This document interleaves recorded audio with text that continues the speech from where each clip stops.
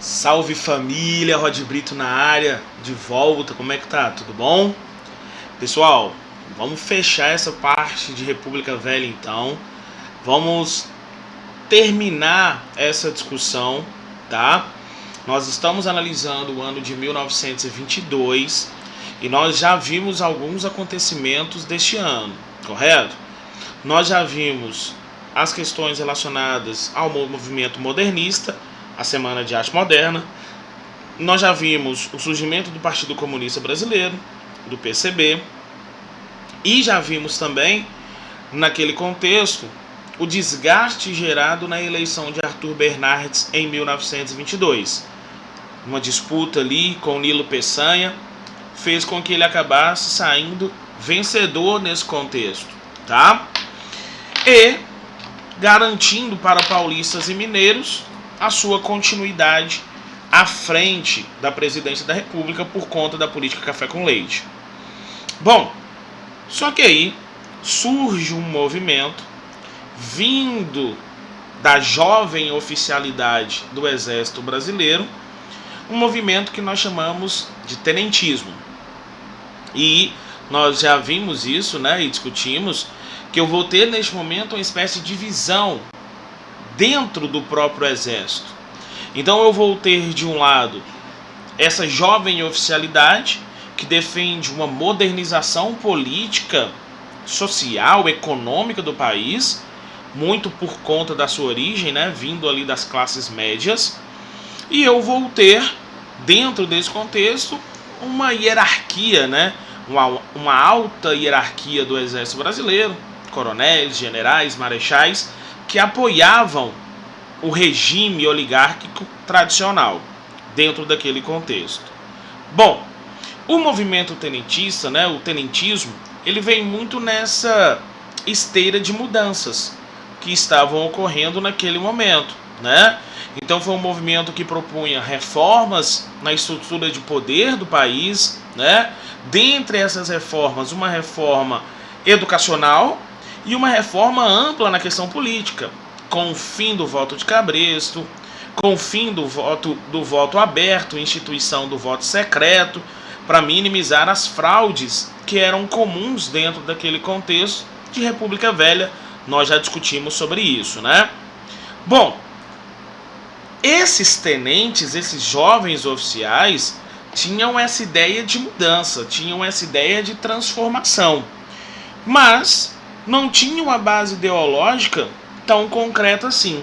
O que eu quero dizer com isso? Recebiam influências de diversas partes. Eram muito influenciados pelo positivismo de Auguste Comte, ainda, mas tinha uma série de ideias que circulavam em meio ao movimento tenentista, mas sempre com o ideal de moralizar a política brasileira dentro daquele contexto. O que eles concordavam era que o regime político das oligarquias não servia mais para um Brasil que estava se modernizando, para um Brasil que estava se urbanizando. O movimento tenentista, ele traz três principais acontecimentos. Um logo em 1922, como reação à eleição de Arthur Bernardes, que foi o levante do Forte de Copacabana, ou a revolta dos 18 do Forte. 2 anos depois eu vou ter a Revolução Paulista, em 1924, e ali surgindo, em 1924 ainda, o principal movimento tenentista, a Coluna Prestes. Tá? Então vamos observar, vamos analisar agora cada um desses movimentos, começando pela revolta do Forte de Copacabana, ou o episódio dos 18 do Forte. Assim, numa reação à vitória de Arthur Bernardes e à derrota de Nilo Peçanha, essa jovem oficialidade ali do Rio de Janeiro, né, do Forte do Vigia, do Forte de Copacabana, da Escola Militar ali de Realengo, acabam se articulando no sentido de tomar o poder. Qual que era a ideia? É importante você entender passo a passo, né? Qual que era a ideia do levante? Retirar Epitácio Pessoa do governo, impedir a posse de Arthur Bernardes e colocar Nilo Peçanha como presidente da República do Brasil. Pegou aí as etapas? Vamos lá de novo? Então, qual que era a ideia desse primeiro levante? Um levante espontâneo, né? Qual era essa ideia? Retirar Epitácio Pessoa do governo. Lembrando que neste momento as eleições ocorriam em março do ano e a posse em outubro do mesmo ano. E eu estou em 1922. Então, retirar Epitácio Pessoa do poder, então presidente, impedir a posse de Arthur Bernardes, o presidente eleito, e colocar Nilo Peçanha na presidência da República. Então, houve uma mobilização entre esses jovens militares que tomaram o Forte de Copacabana, né, tomaram o Forte de Vigia e na Escola Militar do Realengo. Agora, logicamente, esse movimento, esse levante, não ia ficar sem reação do governo, não é verdade? Era ano eleitoral. Então, assim, o movimento dos 18 do Forte, e eu vou te explicar o porquê daqui a pouco, acabou sendo o primeiro levante tenentista da história. No momento do enfrentamento de todos os militares que haviam se mobilizado, cerca de 200, acabam resistindo no Forte de Copacabana 17 desses militares. E são esses que pegam em armas e vão enfrentar as tropas do governo de Epitácio Pessoa. No meio dessa marcha, um civil, como pode ver aí na foto, né, que estava presenciando todo o movimento, adere ao movimento. E aí, os 18 do Forte, né, que acabaram enfrentando as tropas do Epitácio Pessoa naquele momento, e o desfecho já era esperado, né? Eram 18 contra cerca de 400, 500, e aí o desfecho já foi esperado. Dos 18 que haviam enfrentado, né, se disposto a enfrentar as tropas governistas, 16 morreram, apenas 2 sobreviveram. Então, assim, foi um movimento marcante, porque marca o início do levante tenentista. Pela primeira vez, um movimento, durante todo o período da República Velha, pega em armas e mira no governo, por assim dizer, né, exigindo uma mudança política profunda no Brasil. Mas esse primeiro levante fracassou. Mas, como eu disse, teve a importância por ter iniciado todo o processo tenentista no Brasil naquele momento. E, como eu disse, em 1922, Arthur Bernardes, eleito presidente da República no Brasil, o mineiro Arthur Bernardes de Viçosa, ex-governador, né, ex-presidente de Minas Gerais, como a gente acabou de observar, logo de início foi rejeitado, mesmo antes da sua posse, né? Governou durante o seu mandato em estado de sítio, pelas ameaças constantes, né?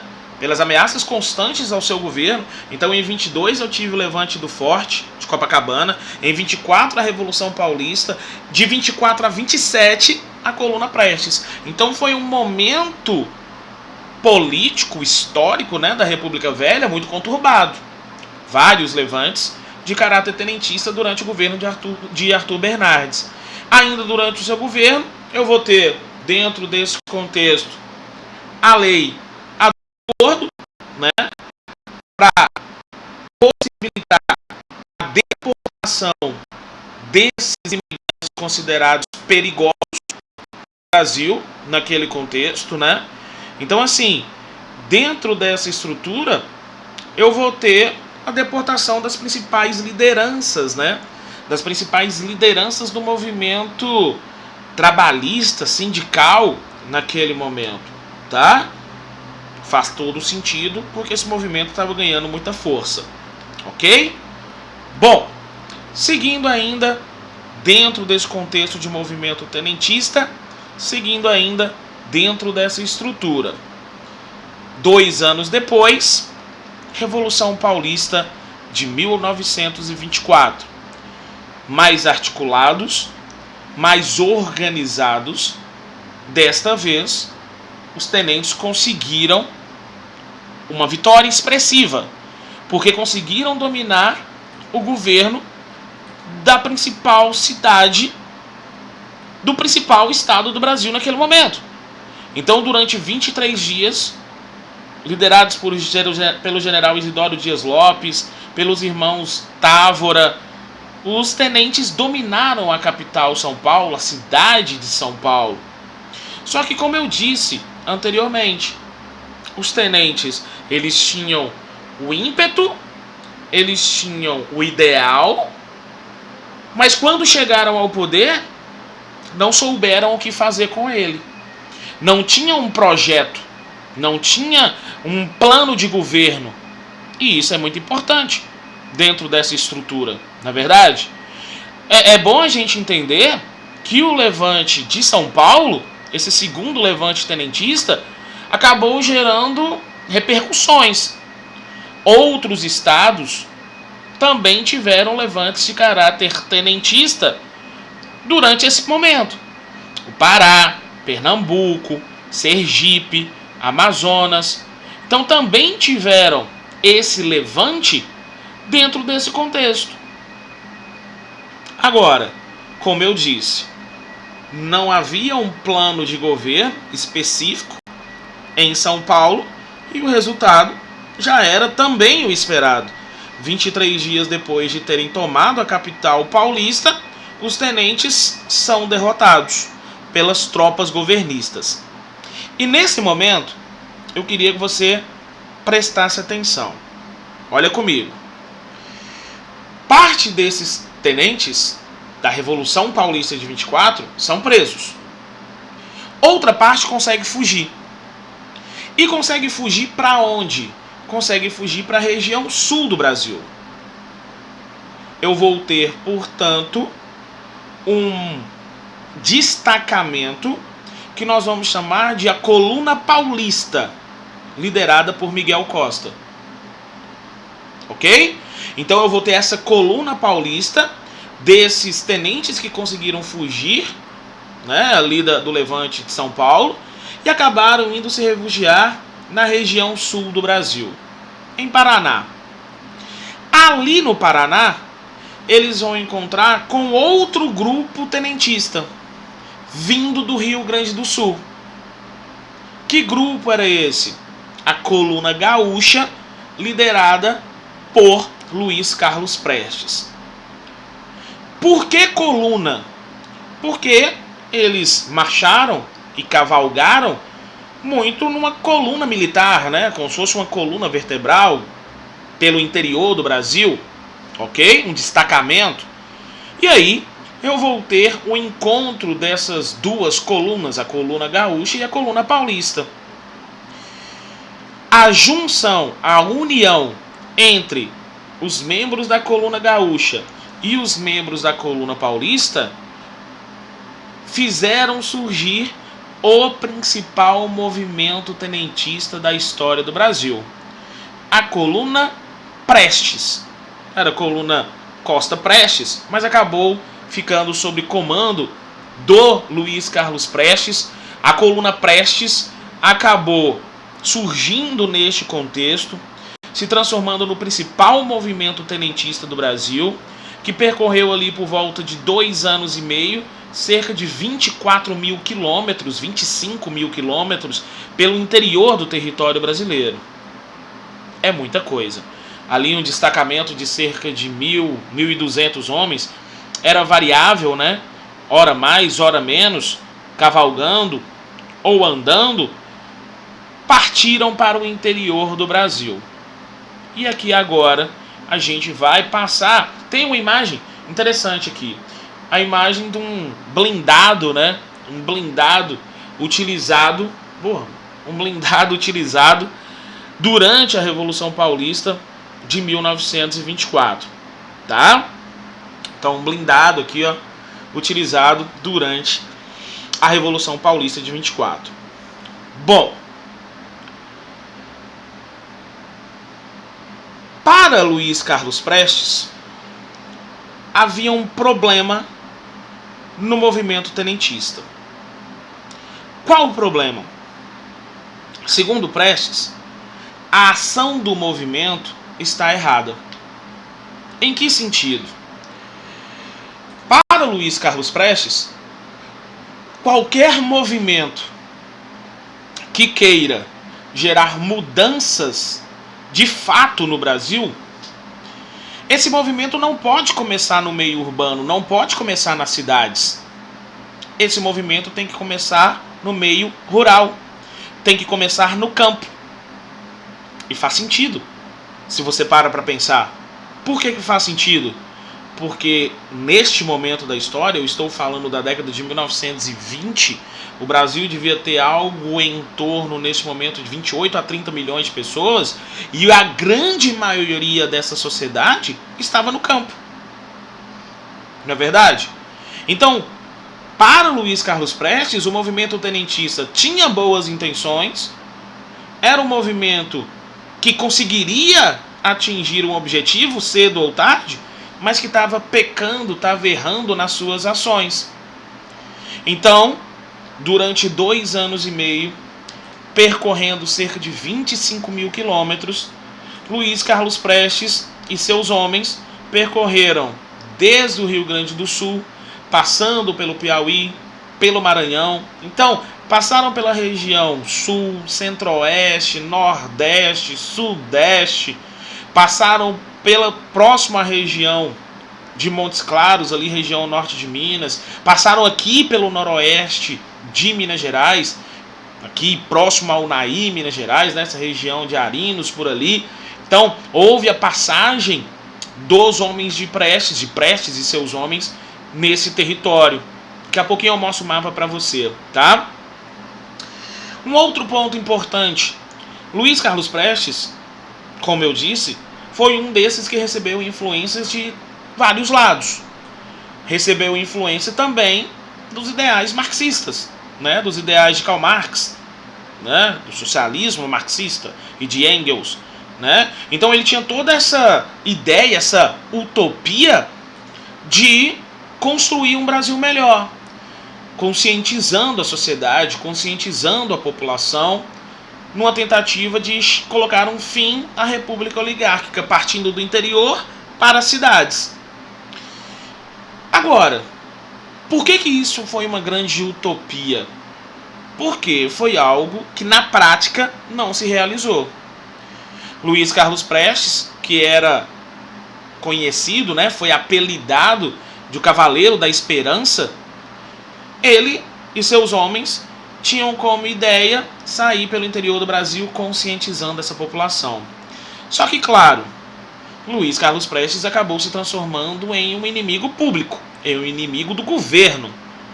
E diversas campanhas foram feitas contra Prestes e seus homens. O que eu quero dizer com isso? Eu quero dizer que houve uma ampla campanha de difamação, colocando Prestes e seus homens como assassinos, como ladrões, como estupradores, né? Então, quando Prestes e seus homens chegavam a uma cidade, a um lugarejo, a um vilarejo, não foram raras as vezes de que eles simplesmente tenham encontrado uma cidade fantasma. Porque ou a população amedrontada havia fugido, ou estavam dentro de casa e não queriam sair com medo do que estava chegando. Agora, tem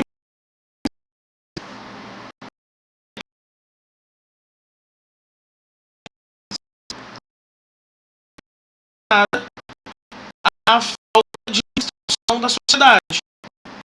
O que eu quero dizer com isso? Boa parte da população brasileira nesse momento era analfabeta.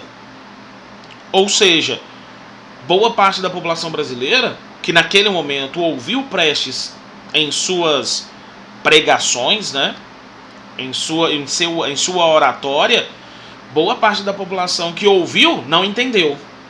E aí, o movimento de Luiz Carlos Prestes acabou não se efetivando, não se concretizando. Agora, a gente tem que separar. Politicamente, o movimento foi um fracasso, porque não conseguiu mobilizar as massas. Mas, militarmente, o movimento não foi desmembrado, não foi derrotado. As tropas do governo não conseguiram derrotar Luiz Carlos Prestes e seus homens, né? Então, olha para você ver, eu vou ter uma ampla dentro desse contexto, uma ampla mobilização dos homens de Prestes pelo interior do Brasil. Aqui o jornal Libertador, né, trazendo as notícias sobre Prestes e seus homens.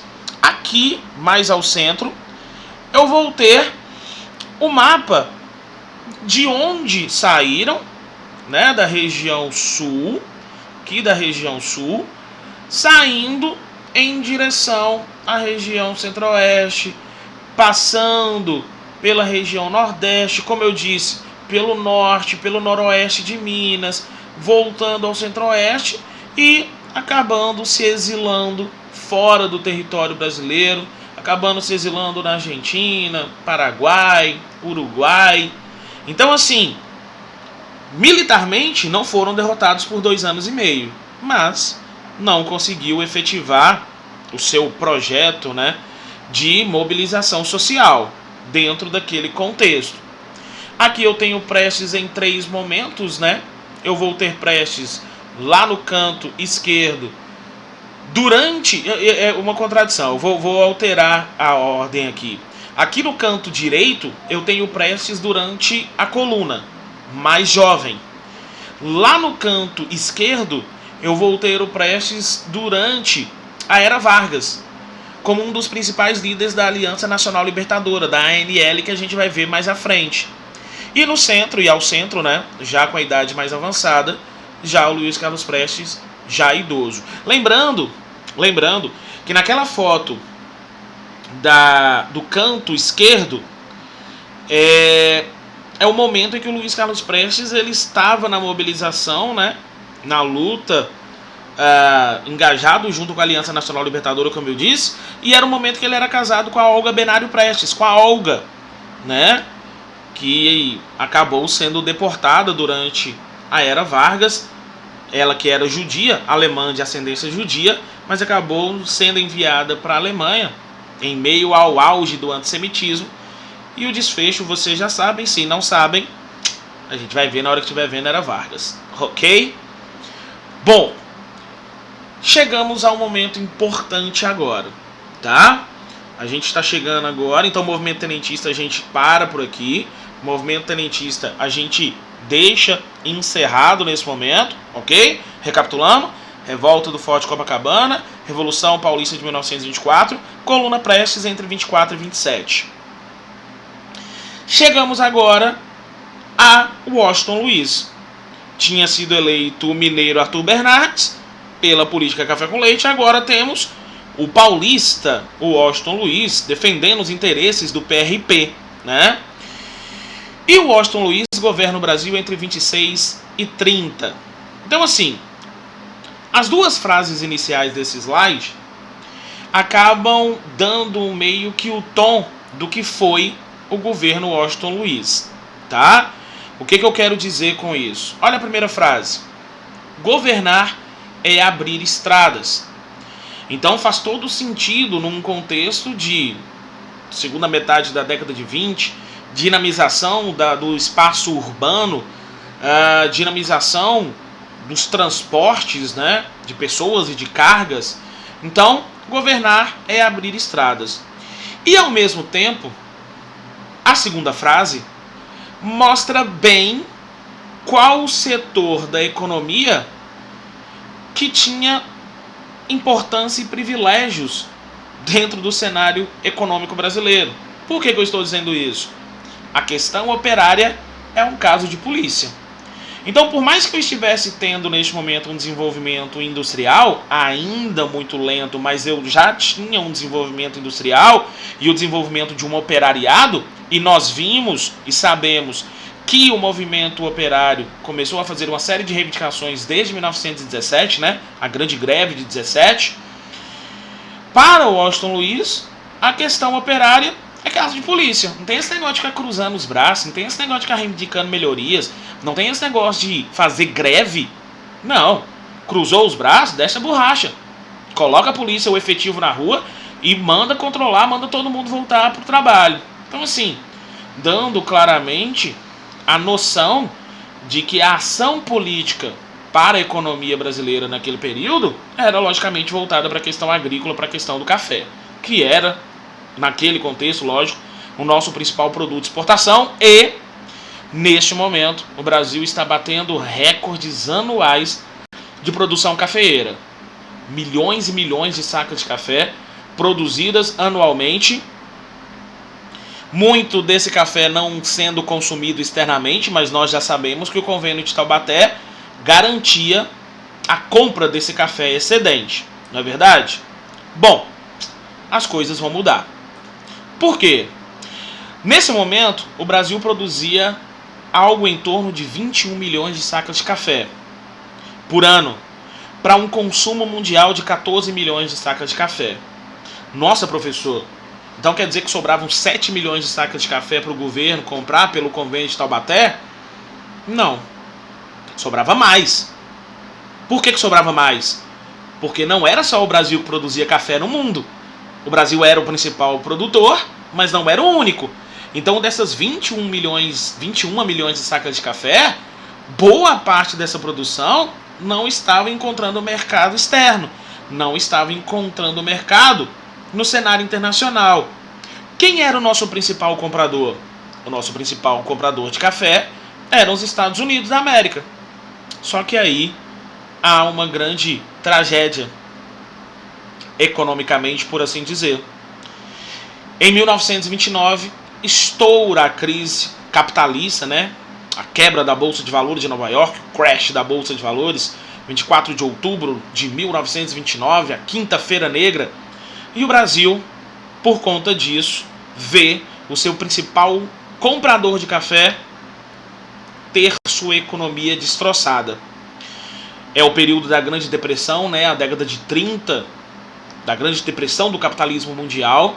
E agora o cenário é caótico. O Brasil está batendo recorde de produção, perde o seu principal comprador, os cafeicultores vão pressionar o governo, vão pressionar o Washington Luiz no sentido de fazer valer o convênio de Taubaté. O governo chega para esses cafeicultores e pergunta, né? O que vocês têm para me oferecer? O que vocês têm para me dar de garantia? Ah, eu tenho café. Não, café eu tenho. Meus armazéns estão cheios. Os armazéns do governo estão lotados. Então, assim, a crise de 29, que nós vamos analisar detalhadamente mais para frente, a crise de 29 gerou um impacto muito profundo no Brasil naquele momento, tá? Era um momento de grande agitação, o movimento tenentista, os coronéis começando a se enfraquecer por conta desse baque da crise econômica norte-americana. Algo estava para acontecer. E o que estava realmente para acontecer no início de 1930? Final de 1929, início de 1930. O que realmente estava para acontecer? Novas eleições. Chegou o momento de escolher o novo presidente da República do Brasil. Nós vamos avançar nesse contexto, mas eu quero que você preste bem atenção nas próximas colocações, nas próximas análises, já para o próximo slide. Então, vamos bem raciocinar junto nesse momento. Arthur Bernardes, Washington Luiz, PRM, PRB. Chegou novas eleições. Era a vez de quem nesse momento? Do PRM indicar de novo. Não é verdade? Era a vez dos mineiros indicarem mais uma vez. E eles já tinham esse candidato. Quem era o candidato da preferência do PRM, da preferência dos mineiros? Antônio Carlos. Antônio Carlos de Andrada, ex-governador de Minas Gerais, ex-presidente de Minas Gerais, era o nome da vez. Só que aí há uma grande reviravolta política. Por quê? Vamos analisar. Nesse momento, eu vou ter um racha dentro das oligarquias. O Rio Grande do Sul nunca tinha tido um presidente eleito, queria, nesse momento, ter uma participação política mais efetiva. Tentou isso com o Nilo Peçanha, na associação com Pernambuco, com Rio Grande do Norte, com Rio de Janeiro, não conseguiu. Nesse momento, vê uma possibilidade. E por que vê essa possibilidade? Porque Minas Gerais, que havia indicado O Antônio Carlos de Andrada, tá aqui, o Antônio Carlos, tá espelhado a câmera, eu tô confundindo toda hora. Tá valendo. Então, Minas Gerais, que tinha indicado o Antônio Carlos, é surpreendido. Por quê? O Washington Luiz e o PRP, no auge da crise econômica, tomam uma decisão. Qual decisão? Não apoiar o candidato indicado por Minas Gerais e apresentar um candidato próprio. Foi justamente isso que aconteceu. Ao invés de apoiar Minas Gerais, ao invés de apoiar a candidatura de Antônio Carlos, os paulistas, o PRP, o Washington Luiz, vai apoiar a candidatura de outro paulista, Júlio Prestes, para suceder na presidência da República. Nesse momento, vamos fazer a análise da conjuntura, vamos fazer a análise do contexto. A crise de 29, anota isso, tá? Anota isso que eu vou falar agora. A crise de 1929 trouxe para o Brasil dois impactos imediatos, duas consequências imediatas. Primeira consequência, a consequência econômica. Nós perdemos o nosso principal consumidor de café. Nós perdemos o mercado consumidor estadunidense. E o setor cafeeiro brasileiro entra em colapso, entra em crise. Ok?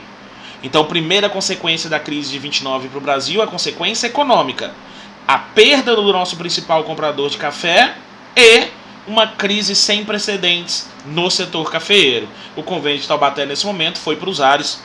Não conseguia mais manter o lucro dos cafeicultores. Falências generalizadas. Segunda consequência da crise de 29 para o Brasil, a consequência política. Qual a consequência política da crise de 29 para o Brasil? O rompimento definitivo da política café com leite. Ok? Então, quando os paulistas indicam Júlio Prestes para a campanha presidencial de 30 e não apoiam Antônio Carlos, automaticamente há o racha, o fim da política café com leite. E vamos só entender o seguinte raciocínio dos paulistas, tá? Na ótica dos paulistas, qual a garantia que eles teriam que um presidente mineiro iria tomar medidas políticas e econômicas que favorecesse o lucro do cafeicultor de São Paulo? Ou pelo menos estabilizasse as perdas e os prejuízos da elite cafeeira de São Paulo. Então, não tendo essas garantias, quiseram indicar um candidato próprio naquele momento. E esse momento é um momento de grandes desdobramentos. Washington Luiz quebra o acordo indicando Júlio Prestes, rompidos, paulistas em meio àquele contexto, porque não foram todos os paulistas, né? Mesmo dentro do PRP houve um racha, tá? Parte queria a candidatura de Júlio Prestes, parte queria continuar com o jogo político com os mineiros, apoiando Antônio Carlos. Então, parte desses que queriam a continuidade da política do café com leite acabaram fundando o Partido Democrático em São Paulo. E os mineiros, se sentindo traídos, os mineiros vão se unir a outras duas oligarquias. Vão se unir à oligarquia do Rio Grande do Sul e à oligarquia da Paraíba. Minas Gerais, Rio Grande do Sul e Paraíba vão formar a Aliança Liberal e vão lançar um candidato próprio. Professor, então lançam Antônio Carlos de Andrada? Não.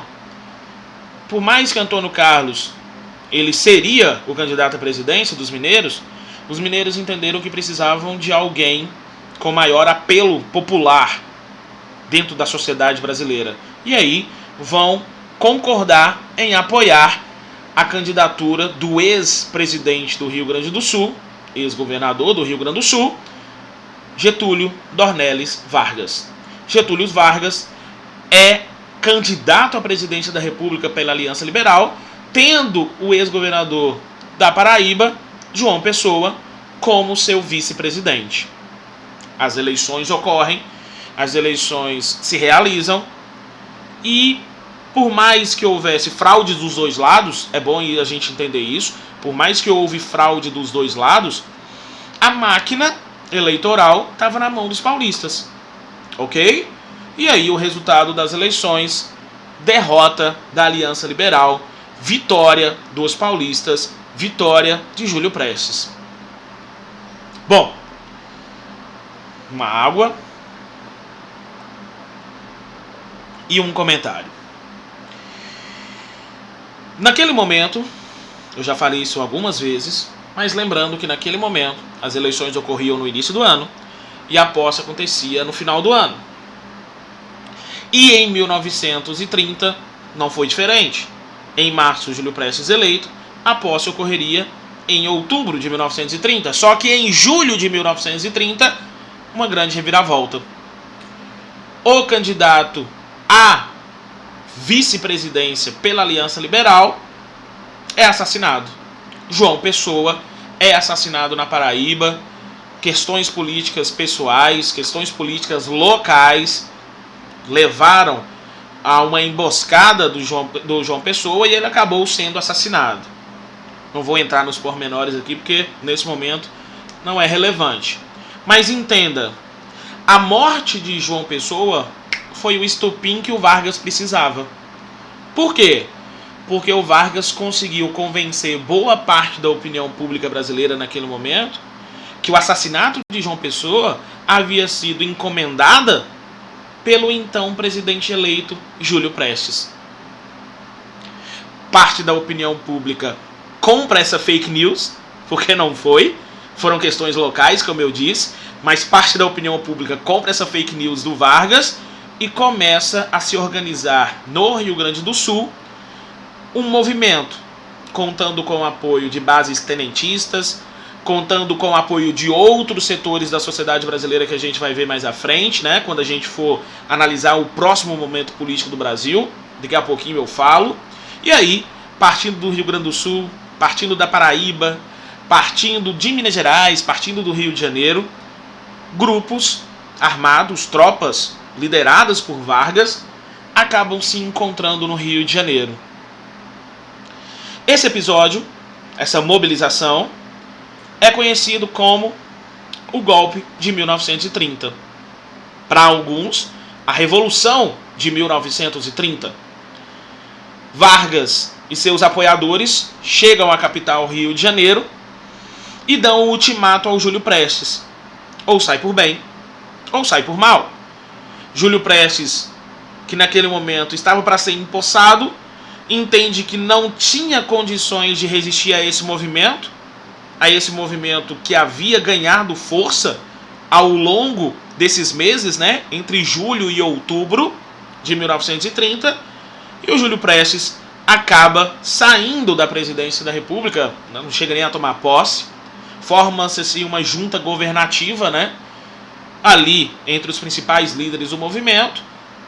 Durante uns 3, 4 dias discutem, né, para quem entregariam a presidência, mas não tinha tanto mistério assim, né? O apoio da população, a vontade popular acabou sendo feita. Por que houve um receio, né? É importante a gente entender isso. Por que houve um receio inicial de se entregar o poder imediatamente nas mãos de Vargas? É porque eles sabiam que o Vargas era muito bem articulado politicamente, né? E que uma vez na presidência seria difícil tirá-lo, como se comprovou, não é verdade? Então, em novembro de 1930, Vargas assume como presidente da República do Brasil, colocando neste momento, com este episódio, um fim à República Velha, ao período da República Velha brasileira, especificamente um fim na República Oligárquica.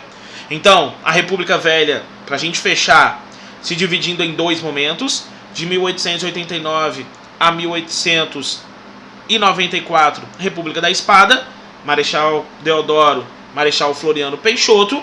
De 1894 agora até 1930, a República Oligárquica, o domínio das elites latifundiárias, que se encerra nesse momento, e a partir de agora nós vamos entrar num outro momento político histórico do Brasil, o período da Era Vargas, entre 1930 e 1945.